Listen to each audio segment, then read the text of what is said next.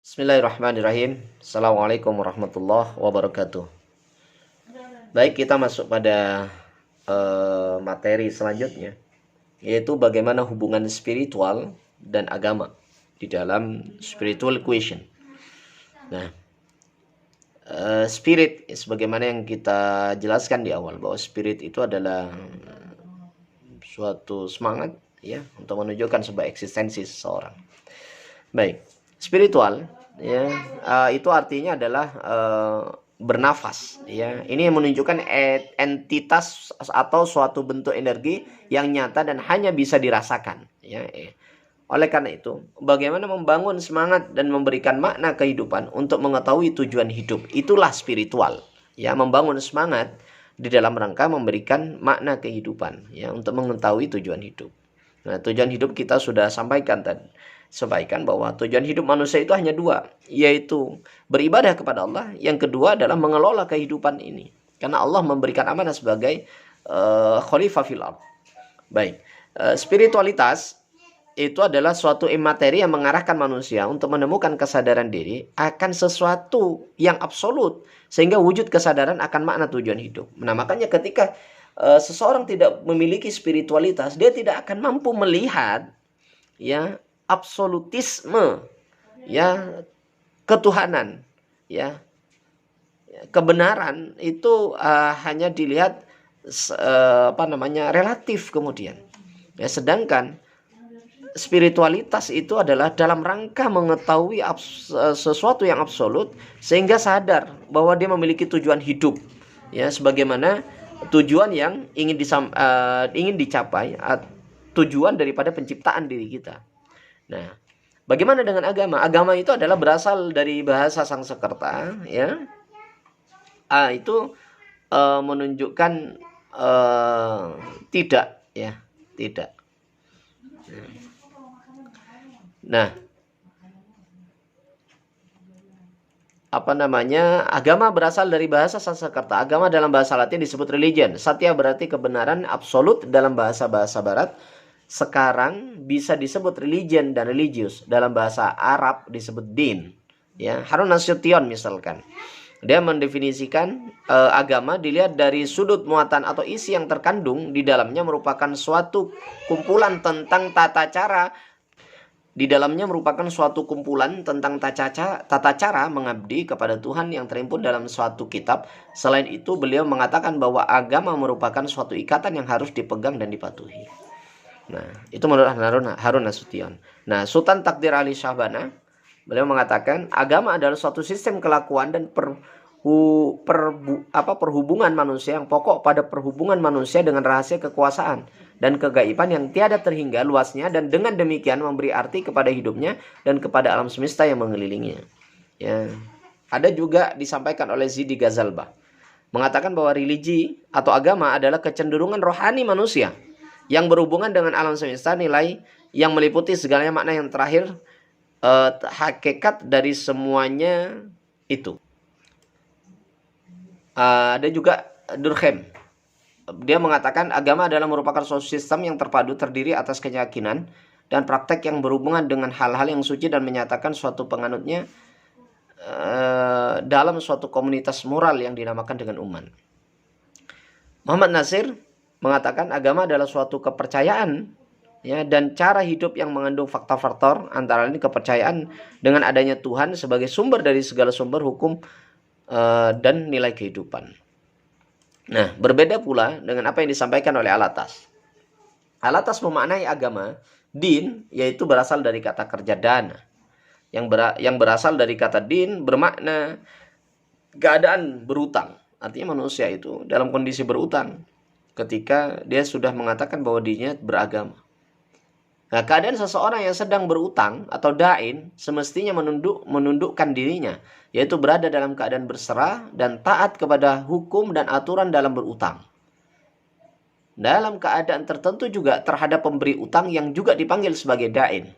Nah, artinya seseorang yang berutang itu pasti dia patuh, tunduk, ya, mengikuti apa yang disampaikan oleh orang yang memberikan utang. Misalkan, Bu, Bapak atau jenengan harus mengumpulkan syarat-syarat ini. Pasti kita melakukan itu. Jenengan harus membayar pada tanggal ini, jatuh temponya gini. Dan itu pasti dilakukan oleh seorang dain. Ya. Nah, pengertian ini juga membawa maksud bahwa seorang yang dalam kondisi atau keadaan berutang berarti mempunyai suatu kewajiban atau dayin. Ya. Kondisi tersebut yakni dalam keadaan berutang secara tabi'inya ya berkaitan dengan suatu penghakiman atau dainunah. Artinya ada pemberian hukuman ya atau idanah kepada mereka yang tidak melakukan, tidak melaksanakan atau tidak mengikuti syarat-syarat di dalam berhutang itu atau melanggar akad yang telah disepakati dalam berhutang. Ya.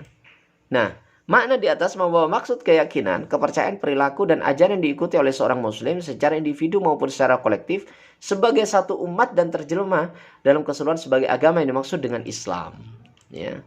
Nah, oleh karena itu, ya, agama itu menurut Said Muhammad Naqib Al-Atas dari penggunaan kata yang berasal dari kata dana itu dapat dilihat suatu gambaran dalam pikiran kita bahwa hal ini berkaitan dengan kehidupan suatu peradaban atau tamadun yang berasal dari kata madana, suatu kehidupan yang bermasyarakat yang diatur oleh hukum, peraturan, peradilan, otoritas. Kata madana bermakna membangun atau membina kota, membangun peradaban, memurnikan dan memanusiakan. Sedangkan tamadun bermakna peradaban dan perbaikan dalam suatu budaya. Nah, artinya saudara, bahwa kata dana itu adalah membentuk sebuah peradaban yang mengatur di dalamnya kehidupan manusia. Nah, ini kata dana, ya. Nah, makanya kalau dalam bahasa Sanskerta tadi adalah agama itu adalah itu tidak, gama itu artinya adalah kacau. Artinya orang yang beragama itu adalah orang yang tidak kacau. Nah, orang kalau masih mengaku sebagai orang yang beragama, berarti dia tidak boleh kacau, baik dalam pikirannya, etikanya, akhlaknya, adabnya, ya bahkan keilmuannya. Ini yang paling penting. Ya. Nah, bagaimana korelasi kemudian? Korelasi spiritual dengan agama. Nah, spiritual itu adalah fitrah, ya. Agama itu adalah amanah. Nah, oleh karena itu, ya, ketika seseorang mengaku dia beragama, maka harusnya dia memiliki semangat dan sadar diri bahwa dirinya dalam kondisi berutang. Nah, caranya bagaimana untuk membayarnya? Ya, maka lakukan syariat. Ya. Nah, syariat sendiri itu tidak hanya dimaknai hanya kepada ketuhanan saja. Tetapi ada secara vertikal, ada secara horizontal. Nah, ini penting. Nah, sementara orang akan menjadi ekstremis, ya, menjadi radikal ketika memaknai agama syariat itu hanya dari sisi vertikal. Nah, dia lupa bahwa ada sisi horizontal yang harus dia pahami. Ya. Oleh karena itu, di dalam syariat yang pertama diwajibkan oleh bagi seorang muslim itu adalah memaknai kalimat thayyibah. Yaitu asyhadu an la ilaha illallah wa asyhadu anna Muhammadar Rasulullah. Baru setelah dia memaknai atau mengatakan kalimat thayyibah, faham betul makna daripada kalimat thayyibah, dua kalimat syahadat itu, maka yang harus dia lakukan adalah pemenuhan terhadap sesama manusia, yaitu memenuhi kewajiban seorang insan. Bagaimana kemudian dia beradab, bagaimana dia berhubungan dengan orang lain, bagaimana dia harus memenuhi amanah di dalam keluarga, bagaimana dia harus mencari nafkah, bagaimana dia bekerja dan segala macam itu.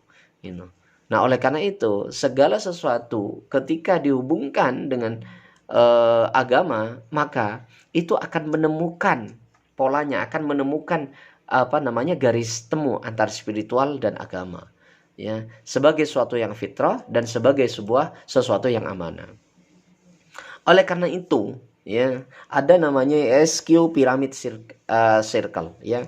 Ada piramida ESQ, ya. Piramida ESQ. Nah, ini saya buat, ya. Ini pola yang saya buat, namanya ESQ PC, ya. PC itu adalah piramid circle, ya. Nah, coba kita perhatikan, ya. Intelektual, emosional, dan spiritual, ya. Intelektual di sini I-nya adalah emosional, dan atasnya adalah spiritual. Nah, ini saya ambil dari beberapa rumusan ya yang disampaikan oleh beberapa ulama ya, sehingga bisa disimpulkan ya. Nah, seperti yang digambar ini, yaitu dari Kiai Haji Hasyim Asy'ari, Sayyid Muhammad Naqib Alatas ya, Kiai Imam Zarkasi, dan Said Muhammad Al-Maliki ya, Said Muhammad Alawi Al-Maliki. Nah, ini bisa disimpulkan seperti ini ya, intelektual, emosional, spiritual. Kalau beliau menyampaikan ada intelektual ya, ilmu, adab, dan iman ya. Nah, ini memiliki korelasi yang sangat kuat. Ketika ilmu ini meningkat, maka dia akan pasti menemukan namanya spiritual ya. Dan kalau ilmunya meningkat, maka emosionalnya itu juga akan meningkat ya. Maka spiritualnya pun akan meningkat. Ya, pasti dia memiliki adab, memiliki kepekaan ya. Maka dia tidak akan pernah menemukan kesombongan dan ambisi. Tetapi jika salah satunya saja, itu akan berefek yang luar biasa ya. Misalkan ketika ilmu dia nggak punya ya, spiritual tinggi, emosionalnya tinggi, dia akan ngawur. Begitu pula ketika spiritualnya tinggi, ilmunya banyak, dia juga tidak akan pernah beradab ya. Adabnya hilang, akhlaknya hilang, akhlak kepada Allah, Rasulnya, pada sahabat, pada ulama akan hilang ya. Nah, ketika ilmunya punya, emosionalnya punya, spiritualnya nggak punya, dia akan menyesatkan. Dia akan juga ya ngawur. Dia karena tidak punya keimanan, akhirnya buntu ya. Dan yang terjadi adalah kesombongan dan ambisi ya, ketika spiritual ini tidak punya. Oleh karena itu pentingnya menggabungkan intelektual kita punya, emosional kita punya, spiritual kita ada. Maka ini akan menjadi percepatan dalam diri kita untuk lebih memaksimalkan diri, untuk lebih mengetahui siapa sesungguhnya diri kita ini ya. Nah, ini sebuah gambaran bagaimana spiritual question ya. Nah, yang pertama kita bahas misalkan bagaimana kita mengetahui diri kita tanpa memaksimalkan God spot kita ya, sehingga kita tidak akan pernah kenal dengan agama. Kalau kita memaksimalkan God spot ini dimaknai ya, God spot ini dalam bahasa Ari Ginanjar ya. Nah, kalau kita memaknai dalam ilmu tasawuf, itu adalah ruh ya. Bagaimana ruh kita maksimalkan, sehingga kalau orang sudah memaksimalkan ruh, dia pasti mengetahui konsep diri, dia pasti tahu dirinya ya. Karena ruh pada prinsipnya dia sudah kenal dengan Tuhannya. Nah, ketika konsep diri ini kita tahu tentang diri kita, maka dia akan melaksanakan perintah-perintah agama. Orang yang tidak melaksanakan perintah agama karena dia nggak faham, dia tahu tapi nggak faham, dan dia tidak melaksanakan atas kepahamannya itu. Ya, tapi orang yang faham, orang mampu melaksanakan, dia pasti tahu tentang konsep diri dan bagaimana dia beragama. Nah, ketika dia beragama dan ketika dia juga memahami konsep diri, maka pastilah dia akan memberikan manfaat kepada alam. Ya, dia akan mampu meningkatkan kesadaran dirinya tentang fungsi dirinya. Ya. Dan kemudian dia mampu melakukan mengontrol emosinya. Dan dia akan memahami segala sesuatu yang diberikan oleh Allah ini adalah sebuah ujian. Ketika itu difahami sebagai sebuah ujian, maka Allah akan memberikan rahmatnya kepada manusia. Ya. Nah, ini ketika orang sudah mulai memahami siapa dirinya melalui ruhnya ya. Nah, sekarang bagaimana memunculkan God spot? Nah, memunculkan God spot, yang pertama perlu dipahami bahwa God spot ini adalah gelombang otaknya harus lebih banyak dalam posisi alfa dan theta ya, lebih tenang ya, berpikirnya juga lebih tenang ya. tidak bisa gerusa-gerusu, tidak bisa bingung, kacau, apalagi melakukan keraguan yang luar biasa. Itu tidak bisa. Ya makanya harus posisi alfa dan theta, harus lebih tenang. Ya. Sistem perkabelan ya dalam otak ya. Ini saya mengambil dari bukunya Ari Ginanjar. Ya, sistem perkabelan atau otaknya ya. Neuropeptid selalu serasi dan memunculkan perasaan tertentu kepada Tuhan. Ya, saya hubungkan juga dengan bagaimana memaksimalkan otak ya. Buku tentang mind ya, tentang brain ya, tentang otak. Selanjutnya tubuh harus cukup mengandung hormon serotonin, endorfin. Ini adalah hormon-hormon kebahagiaan yang memunculkan kebahagiaan, ketenangan ya. Ada juga hormon melatonin dalam komposisi yang pas. Ini hormon-hormon ini yang kemudian menjadikan kita ini, kita misalkan tenang. Nah, berarti ada hormon bahagia, endorfin ya. Itu berarti meningkat ya, meningkat hormon ini.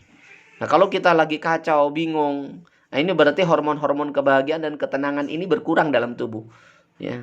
Nah, bagaimana meningkatkannya? Maka dibutuhkan ketenangan pada otak kita.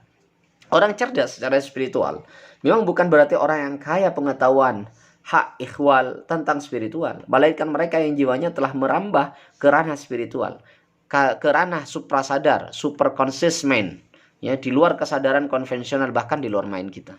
Nah, misalkan Profesor Dr. Hamka ya, beliau mengatakan pencarian kekuatan spiritual ada dua, yaitu jalan pikiran dengan berorientasi pada ilmu-ilmu pasti ya, ilmu jelas ya.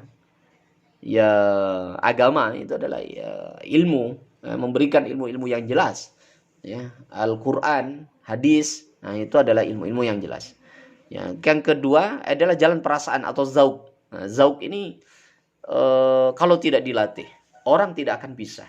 Orang tidak memaksimalkan azab, tidak menggabungkan tiga hal tadi, ilmu adab atau ilmu akhlak dan spiritual atau keimanan. Kalau ini tidak bisa digabungkan oleh seseorang atau hanya salah satunya, dia tidak akan sampai kepada perasaan, tidak akan sampai kepada zauk ya. Ya. Berkat kesungguhan hati kedua golongan itu, sementara golongan pertama masih mencari-cari, kadang-kadang bertemu dengan sudut kebenaran dan kadang-kadang terperosok ke jalan yang lain. Ini menurut Hamka. Maka keduanya merenung di dalam rasa, dan puaslah mereka dengan rasa itu. Kadang-kadang berjumpalah kedua jalan yang ditempuh itu, dan kebanyakan yang pertamalah yang bertakluk kepada yang kedua, yaitu pada zauk, yaitu pada rasa.